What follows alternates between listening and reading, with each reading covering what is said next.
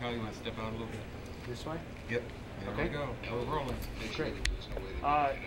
You have your book here. You're going to talk a little bit about. Tell us about what the book is about and what we'll see in the book. Yeah, Kyle, I'm going to talk about the book. Hang on one second. Whoop, you're not turned on. Are we not turned on? Yep, sorry about that. There we go. There we go. All right. How's that? Okay. We're rolling. All right. Tell us a little bit. Okay, Kyle, I'm here today to talk about the book that we just released last July, and talk about the flight of Apollo 15 a little bit. I realize that I'm in enemy territory because we're an all Air Force crew, but I guess we'll survive it and get through the day. The book is about me. It's how I grew up in Michigan on a farm, how I got through college, how I started flying, the flying that I did, carries it all the way through the flight of Apollo 15 back in 1971, 40 years ago. I was going to say, this is the 40th anniversary this year. It is. It's the 40th anniversary of Apollo 15 this year. We had a big celebration at the Cape the week of our launch 40 years ago. And that was kind of fun because a lot of guys came in. Neil Armstrong came in and gave us a nice talk. And we had a really, really nice time. It's kind of interesting celebrating, it's hard to believe, celebrating the 40th anniversary of our flight. Gee, that's a long time ago. Now, what, if I'm reading the book, what, is there a unique story in there? Something people may not know a whole lot about? Oh, yeah. As a matter of fact, the motivation for writing the book was about some things that happened after we came back.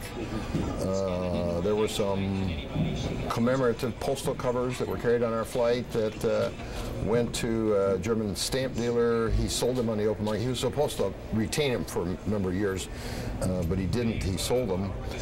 The deal was put together by our commander, Dave Scott, and he carried the covers in his suit. Unfortunately, he didn't put them on the manifest, so that was a little bit of a problem.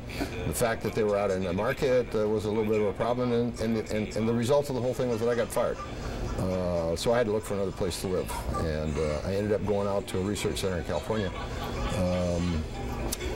NASA really wanted me to go back to the Air Force, and I refused to do that because I'd been out of the Air Force too long by then. And so they finally arranged for me to go out to Ames Research Center in California, and I spent the last 4 years of my career out there. Actually, it was a good thing for me because I went into a management job out there, which was very valuable to me later on, rather than just being another pilot. Now, you've headed the Astronaut Scholarship Fund. Tell us a little bit about what that's about. The Astronaut Scholarship Foundation was started by the original 7. It used to be called the Mercury 7 Foundation. But then when it got beyond Mercury, that we had the Gemini program, the Apollo program, and we're getting into the shuttle program, the Mercury 7 Foundation wasn't really appropriate. It wasn't big enough. So it became the Astronaut Scholarship Foundation. We give out $10,000 scholarships to about 25 students every year. We only pick the best and the brightest. In fact, the colleges that we work with have to pick their top 2 students in science, technology, engineering, and math, and then we pick the one that we give the scholarship to. It's been a very successful program. We've put almost 300 students through the program now, and they have gone on to do some really great things. In fact, one of our graduates from our program is one of the Hubble telescope principal investigators. So they've really done some great things and gone far. And that is our goal. We're not concerned about just pushing a lot of students through college. We're really interested in funding those who can make a difference to our country in the future. So that's been our goal. And you hold a couple of records. One of them is the furthest EVA, is that correct? Well, yeah, I did a spacewalk on the way back home. It's the furthest one out. It was the first time anybody had done an extravehicular activity outside of Earth's orbit. I did the spacewalk, or EVA, to collect some film that we had exposed from an outside bay. We had a high-resolution camera and a mapping camera. That film was in two cassettes, one for each camera, and I had to go out and get those to bring them back in the command module because the only thing that survives the flight is what's in the command module. So I went out to get them. And it was kind of unique because I could see both the Earth and the Moon at the same time. Sort of a unique place to be, yeah. And then the other record is the Guinness has you down as the most isolated human being. Describe that, just that feeling of being in there on your own for so long. Well, all the command module pilots went through the same thing. I was there for 3 days by myself in lunar orbit doing all the science. I worked about 20 hours a day when I was there.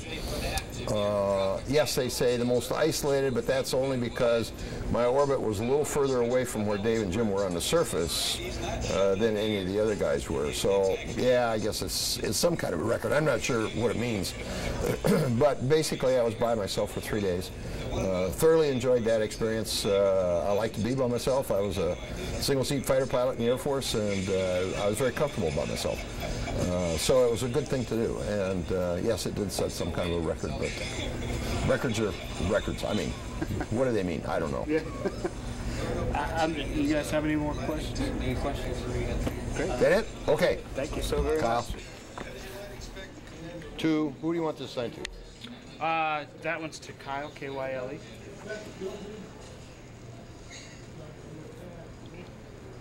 This next scene is not staged. This is a real teleprint message.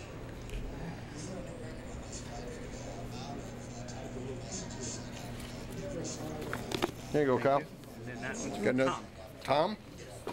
Okay. Thanks. Yeah. Thanks for the help. I tell you, that Tom is a little more straightforward than those, yeah. Want to make it more difficult for you.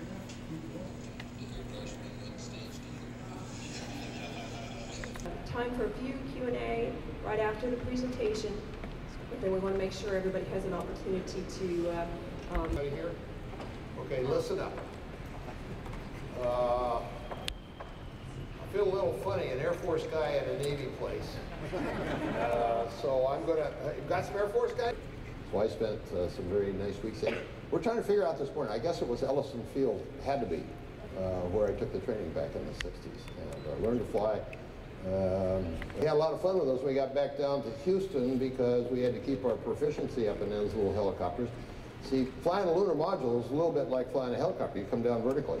And the difference is the guy stands up and he's got an attitude controller in one hand and a thrust lever in the other hand. So he just looks down through a window, standing straight up and coming straight down on a lunar surface. So it's pretty much like flying a helicopter, and that's why we had to have the training. Around on the ground down there, helicopters scared them, and it was fun to see how far they'd go. But we did a lot of we did a lot of flying in helicopters back in Houston. But let me talk. We had a 10-acre farm, and from the time I was 12 until I was off to college, I worked the farm. My dad was what you would farm. You could get a driver's license. You know, you got to prove that you can drive, but you get a driver's license when you turn 14. So I've had a driver's license ever since I was 14 years old.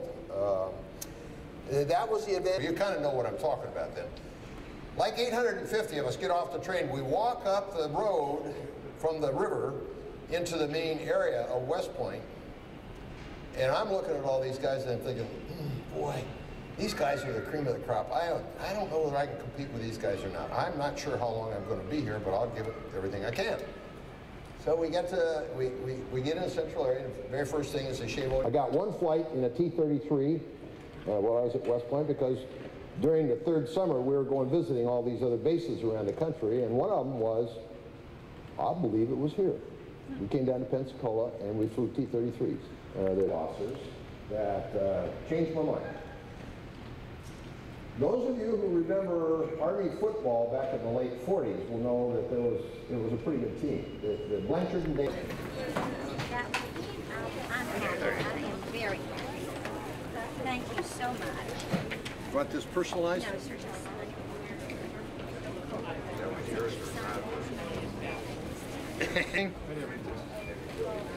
and thank you so much for being with us. Well, thank you for being here. There you go. Oh, yeah. Okay. Thank you very much, sir. I appreciate it. Hi, how are you doing? Two. No, just your name. Signature. Do you mind if he stands next to you so I get the picture? Oh, sure. Sure, that's fine. You want this one signed the same way? Here we go.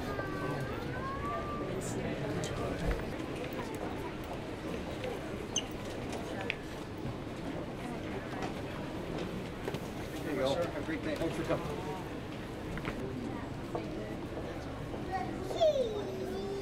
Outstanding program, sir.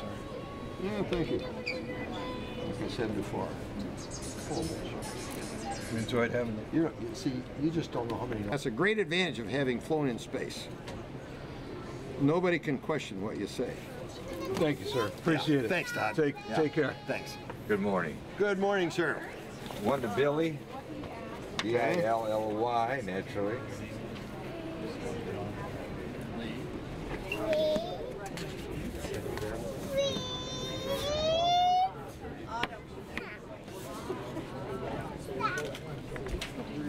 Hi there. How you doing? Good, how are you? Good. This is my daughter, Autumn. Hi, Autumn.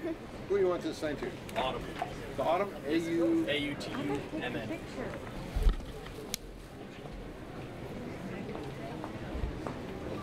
Stop shaking the table.